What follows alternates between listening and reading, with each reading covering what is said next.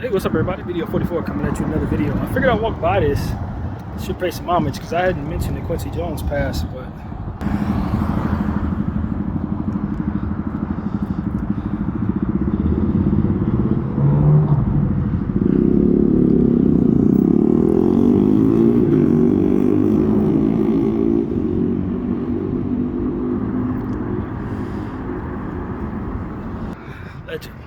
legend of the highest order, man. I had the pleasure of actually seeing him in person once because I was walking randomly to my ex-girlfriend's job over there in the Beverly area. He was just happened to be sitting in a window eating lunch as I walked by one time. Randomly, absolutely randomly. This had to be back in like 05, something like that, 06, maybe a little further down, maybe 07, somewhere in between there. But yeah, man, it was a legend, bro. Legend of the highest order. Did a lot of great things in music. That's for damn sure, man. A lot of great things in music. Definite giant. So yeah, I didn't have the pleasure of meeting him, but at least I can say I was in the same place he was at the same time. I looked at him and gave him a salute, and he gave me a nod. That was about as much as he got out of the situation. It's still big time when you consider who that is or was. But yeah, man, rest in peace and homage paid, you know what I mean, to a legend in the game, man, of the highest order for sure.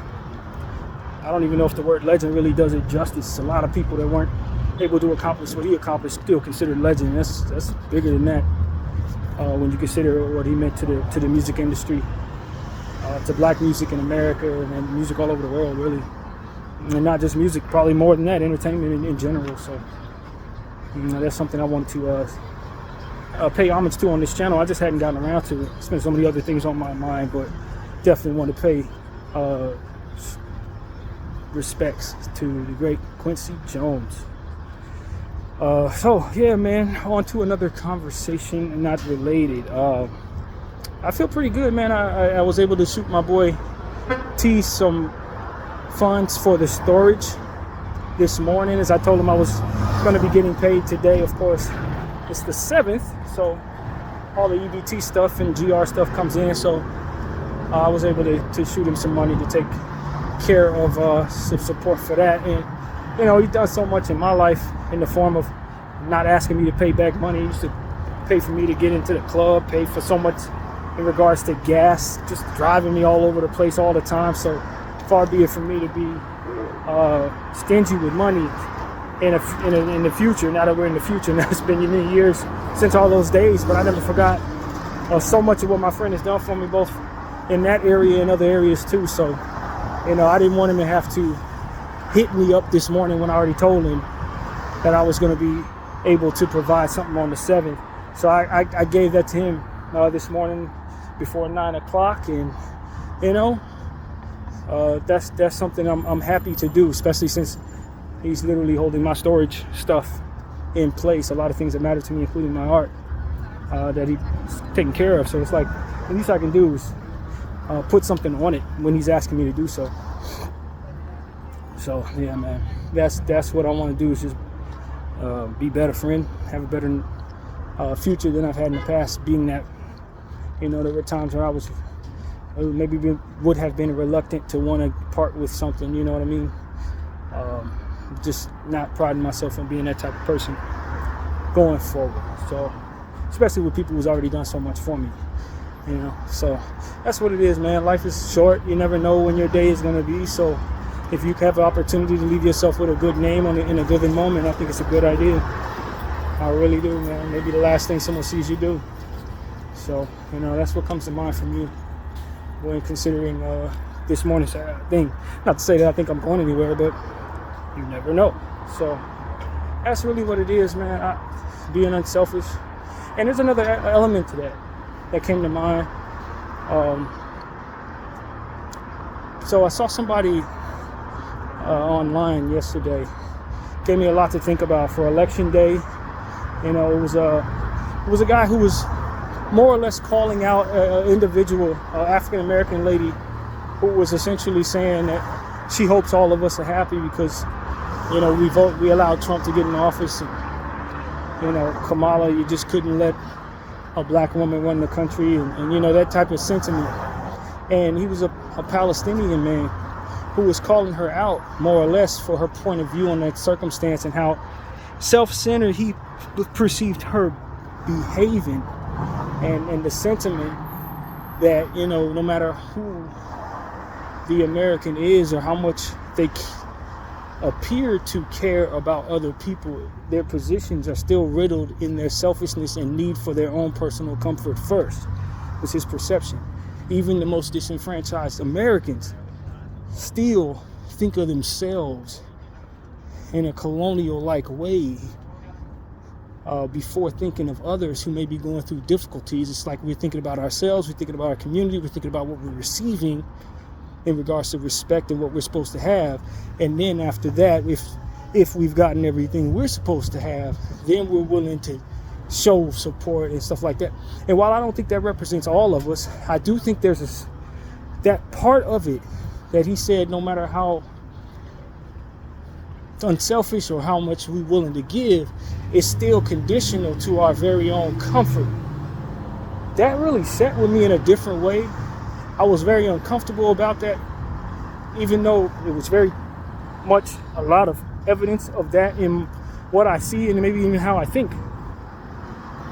You know, it's like we really do want people to support us. And you know, it was something that came to mind. I wish I remembered the way that I was thinking it, but it was like something along the lines of, we're willing to give so long as we're getting what we're supposed to receive. And it's like, that's not always what the world needs from you in a given moment. You can't look around and say, well, because people didn't give me this and that and my respect and this and that, now when it's time for me to pay homage or respect to others or support others, I'm sitting back looking and trying to figure out, taking a tally of who's supported me. You know what I mean? And a lot of times people who think that way don't lean into the optimism or the positive side of the support given. They're more so focused on the support that hasn't been given as an excuse to not provide support or whatever the case may be. And that's something that I think we really need to overcome. If we want to call ourselves worthy of the respect that we're demanding and worthy of what it is we're receiving or should be receiving in the form of various different things. I don't want to, bring this into a different conversation. But like, if you want respect, you have to be willing to provide it. If you want fairness, you have to be willing to part with certain things that you have so much of so that others can get enough. And I do think that there was some merit to what that man said. Maybe about not only my community, but many communities in this country of people who are privileged enough to enjoy the fruits of American everything, whatever it is, and just how much support is necessary to support people outside of our bubble and how much of it we're willing to give based on our level of comfort. It required a lot of thought, because even though maybe there are many of us who are willing to have conversations that others are not having, our willingness to give may be conditional to how comfortable or how convenient it may be or how much damage it may do to ourselves, while other people are in a position where they can't not only help themselves but anyone else because of the help that maybe they need for us to give them. When you consider the help that you may need tomorrow if some things are going down in your life and what would be required of others to sacrifice in order for you to receive that community of help, and you understand that they're all thinking the way we're thinking, we may not have it. And how much that is important to us in the grand scheme of us being the most important things in our own lives. And the center of the world is self in this land. And how things are structured is that things be catered to and customized for self. My community, my life, my dreams, my aspirations. It's one's perspective in this place is centered around what they receive and how well they feel about living up to whatever it is that means much to them.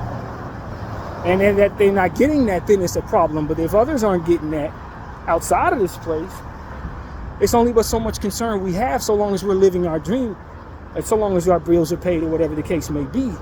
And that is a toxic mentality as it pertains to those who are affected by the things that we pay into in other countries without actually having any cognizance or any care for what it is that happens to them when that is the case.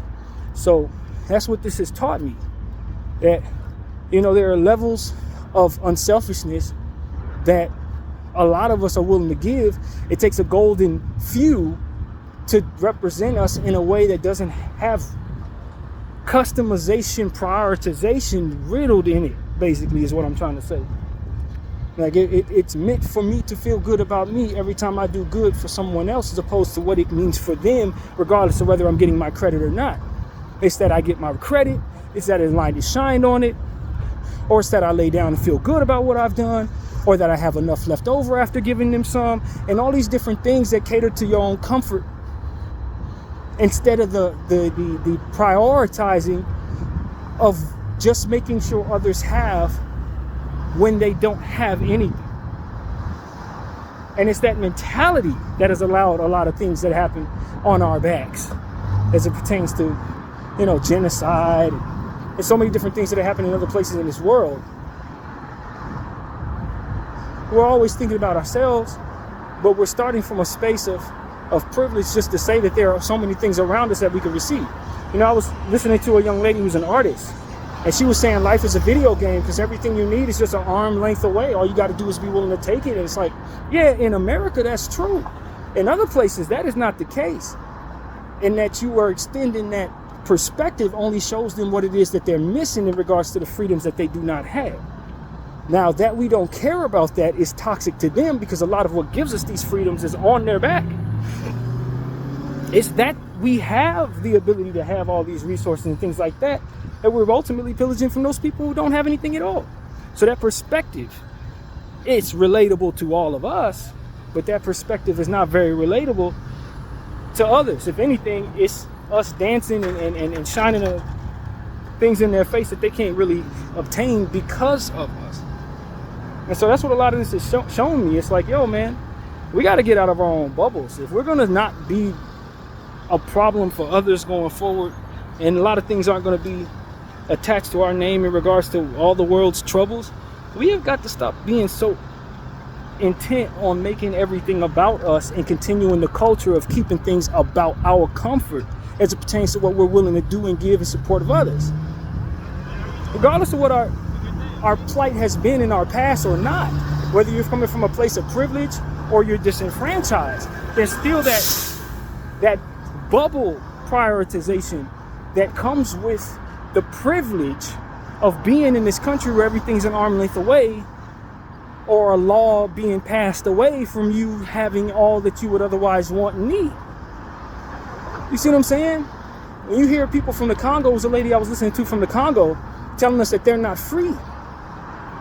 They live in fear all day long, every day. And it's like, that's the complete polar opposite of what that young lady was describing as her perspective on life. Like, no, that's your privilege that you are afforded by living in a place like this where things are so obtainable. If we're willing to give a little more and shine a light on where things are being taken a lot more from others, they too will have those privileges that we ultimately take for granted as quote unquote life. When that's not real life, that's privilege. And there are different levels of it. A billionaire can always say, well, why would anybody be without a jacket in the cold? Because they can't afford it. Well, why didn't their mom and their daddy just give them the money? Because maybe their mommy and daddy didn't exist anymore, or they don't have that money. And that perspective of privilege, the obliviousness of the perspective of someone who doesn't have, in some various level, is in a good majority of us in the Western world. It may not be as that was described, but on some level, there are certain things that we just up and take for granted. Life is not an arm length away for everybody. But if we stop thinking so much about what's within arm length and start thinking about what else is happening outside of that length, maybe we can make it so that other people will be able to relate to that in more places. And if we weren't so obsessed with the comfort and the customization of our own bubble, then maybe we can extend it so that others who don't have that privilege can then be in a space from which that privilege can be relatable to them. That is going to be our best reputation going forward in history, if we can unlearn all of this that makes us so customized and start instilling a certain willingness to sacrifice so that others can then be thankful that we exist rather than us being a burden to them. And so that's what I've learned as a person who has always looked at things like, what about my people, what we get? Were we being respected or that we weren't respected? Okay, well, maybe it's not my business to give support. And that's like, no, that is a bigger problem. That in and of itself is a privilege that you're extending that ultimately hurts others in the grand scheme of things, because they need from you support that otherwise you can provide them. That relatability to the fact that you have had taken so much from you and your people makes it so that you can relate to them maybe more than some others, so that you are the ones telling them, no, I can't give you support because where was mine from you just makes you more of the same from which you're complaining. And so that's a hard thing to swallow for people who've had a lot taken from them or haven't had things fair, because they think at the end of the day, because I haven't had so much given to me in a fair light, that I'm owed. And the spirit of being owed puts you in a position to be a burden to others who need from you unconditional support, unconditional giving, not looking to see if it's fair or not for you, but understanding that they live in a space where it's not fair enough for them, and they don't have the ability to help anybody because of it. Not only are you helping somebody else, but you're giving them the blessing of being able to help someone else even further, maybe even you later on down the road when unprecedented circumstances come back to you for being this way, for which a lot of us can't fathom, but may be on the way. When you consider how much we've been indifferent to in regards to people outside of our circumference, and how much of what's going wrong with them has to do with what we've paid into and things of that nature. So, at the end of the day, I speak a lot of what's going to reflect positively upon our last names. I think about, the fact that a lot of what it is we do is in the cloud, so to speak. Records are being kept in a different way in this era, to where people can find out what you purchased randomly in a random year in this era 50 years from now, because it's somewhere in the cloud for which they can just, tally up. As opposed to our ancestors where everything was done on paper. It may not be any tally of what it is they were doing. There's a digital imprint of everything we do. So it's going to be very easy for our ancestors, or our descendants rather, to know exactly what we were into, exactly what we supported. And if it happens not to age well, then guess what's going to happen to our reputation? We need to consider these things as we go forward, man. Because a lot of us pride ourselves on being good parents, good grandparents, etc. But when it comes to this type of stuff, we leave our kids out to hanging them out to dry, man. And so while people think things are going to age very well and doing people harm and stuff like that, a lot of why that's not being as much of a problem in terms of the history of our ancestors, because they were able to hide a lot of that stuff. We won't have that privilege. That's what I want people to really, really let sink in. We won't have the privilege of being able to hide from the burden that we were toward the world. Everyone's going to know.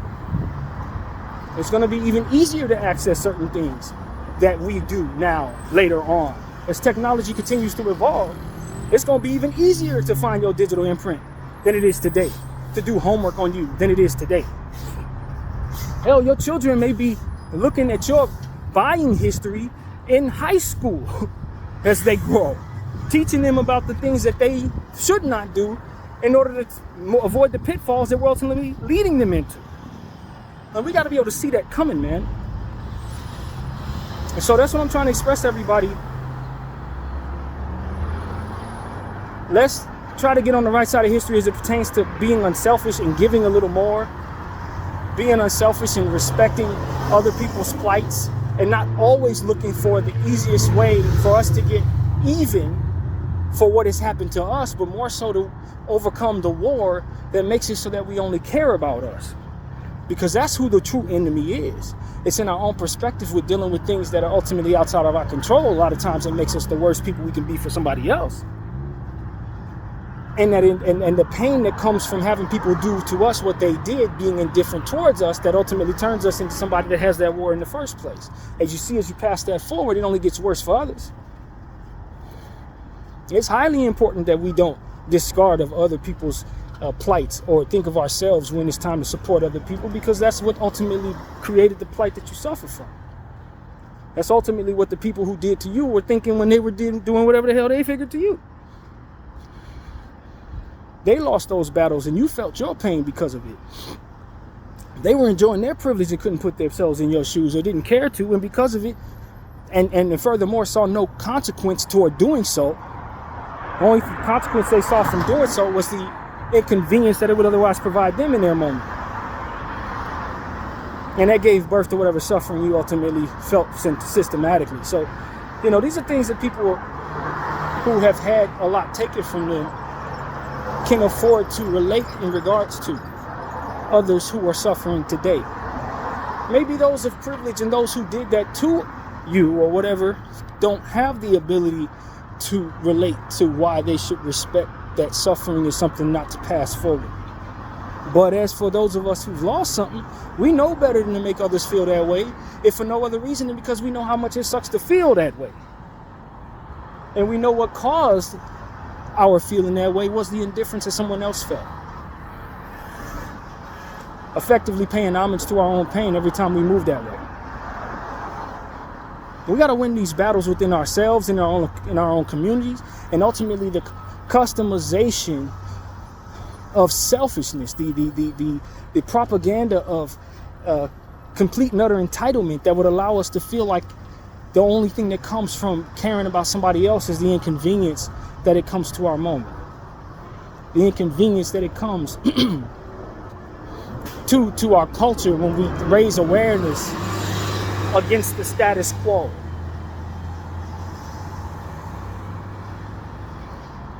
And if we notice, it was those who did so that ultimately went down as the biggest heroes. Those who stood against what everybody was doing, especially systematically as it pertains to allowing for the mistreatment of disenfranchised people. It's those individuals that we herald as people we want to follow from the past, and yet in the present, we're still allowing for the culture of shunning those people of today who are doing that same thing. We can't make that make any sense. We can't make that make any sense. There's no sense to be made of that. It would benefit the reputation of Americans greatly if they stop making everything about their own bubble and their own circumference and reach. If they stop making everything about their identity and their pride and ego within that identity. All of us. And the best way to reflect positively upon that identity and upon that group is to extend past what it is that is asked of you in support of those who have very little. That is going to give you the support and the love and the reputation that you ultimately want. That you care more for someone else than you cared about whether or not you were getting your quote-unquote respect. You will earn that respect by being less self-centered, selfish, and self-absorbed.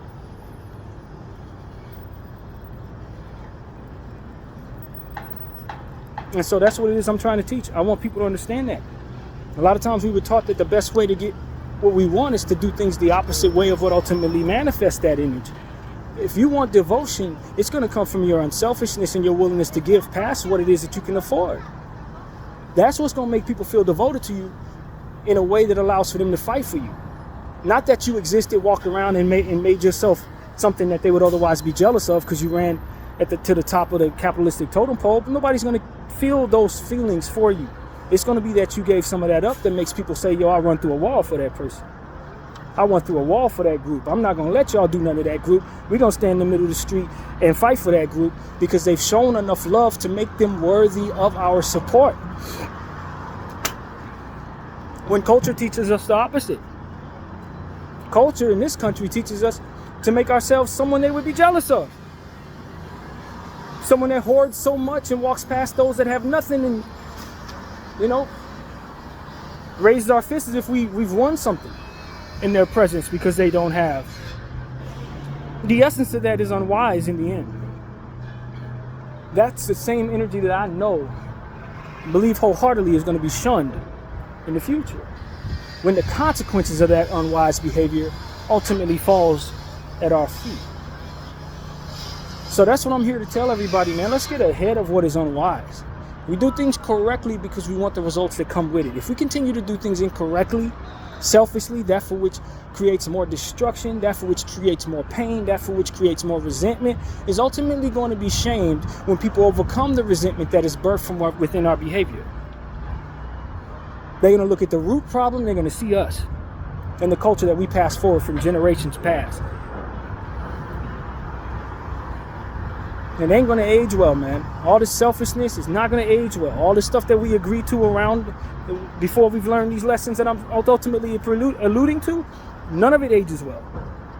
Those that age well are those that are able to foresee it and overcome it ahead of time, who were able to not produce more of it to lessen the blow of what ultimately comes from it.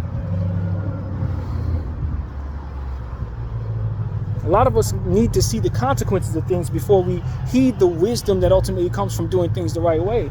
But in other applications of that same thing, we know better because we've already learned that lesson in different ways. Why would I need to see that it's bad for me to do certain things the wrong way when there are so many different things that have already been done the wrong way that yielded such horrible results? And so that's what I want people to understand. It's already been enough of that. We've already done things the wrong way a million times in different applications of life to know that in this area, even though we don't necessarily know the history of what's to come, it still makes a lot of sense not to go down the path of what it is we know is not going to yield the better result.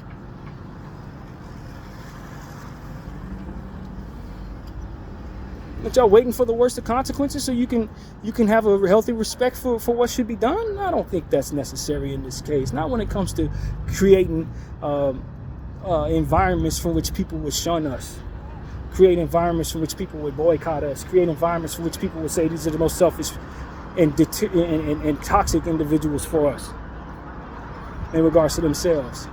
I don't think we need to go down that path any further. VDL 44, I thank you all for watching.